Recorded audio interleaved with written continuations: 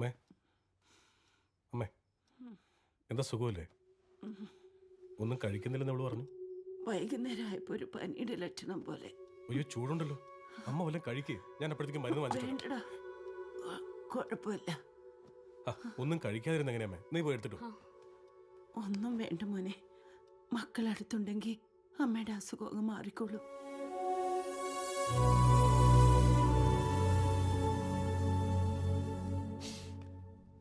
Valmiki sir, എന്റെ മോനെ ഒരു ദിവസം ഒന്ന് വിളിച്ചോണ്ട് വരണം. ഒന്ന് കെട്ടിപ്പിടിച്ചൊരു താങ്ക്സ് പറയണം. പോയി വിളിച്ചോണ്ടോ. എക്സ്ക്യൂസ് മീ, നിങ്ങളുടെ മരുമകനെ ശിക്ഷിച്ചിട്ട ഡോക്ടർ ഞാൻ, മുറിവ് കെട്ടിവെച്ച നേഴ്സ്.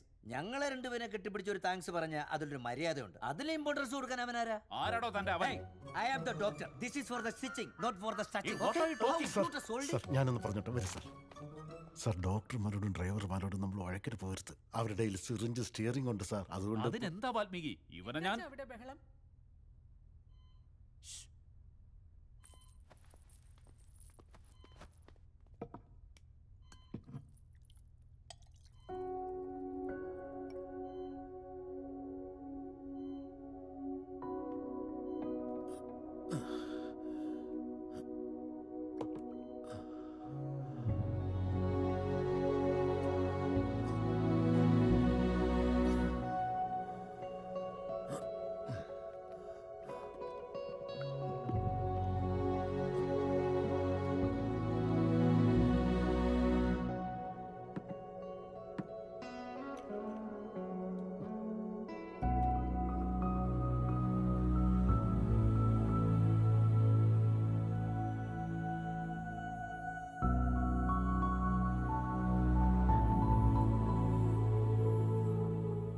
മുതലിവിടെ വേണ്ടതല്ലേ?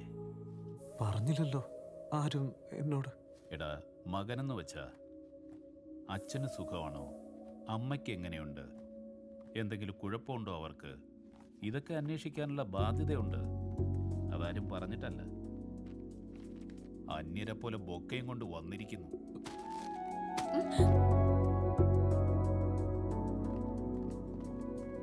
ബില്ല് എത്രയായി?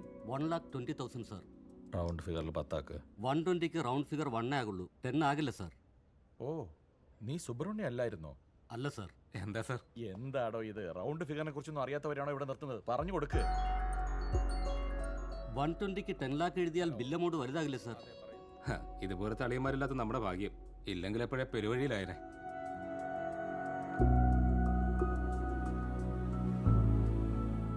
ഭർത്താവിന് ഇങ്ങനെ ഒരു അപകടം വന്നിട്ട് അവരെ കണ്ണീന്ന് ഒരു തുള്ളി കണ്ണീര് വന്നിട്ടില്ല. ആ സ്ഥാനത്ത് നമ്മുടെ മിഡിൽ ക്ലാസ് പെണ്ണുങ്ങളായിരുന്നെങ്കിൽ എൻ്റെ അമ്മോ അങ്ങനെയുള്ള ബഹളങ്ങളൊന്നും ഉണ്ടായിരുന്നില്ല. പിൻ ഡ്രോപ്പ് സൈലൻസ്, അതാണ് സത്യമാണോ? പിന്നല്ലാതെ. എന്താ ഡേ, ആ ക്ലാസ്സേ വേറെയാ. ക്ലാസ്സോ? ഇതിലെന്ത് ക്ലാസ് ഉണ്ടെന്നാ പറയുന്നത്? ഭാര്യയും ഭർത്താവും തമ്മിൽ സംസാരിക്കാറില്ല. മോനെന്താ അന്യനെ പോലെ ബൊക്കയും കൊണ്ടാണ് വരേണ്ടത്? അളിയനാണെങ്കിൽ പെരും കള്ളൻ.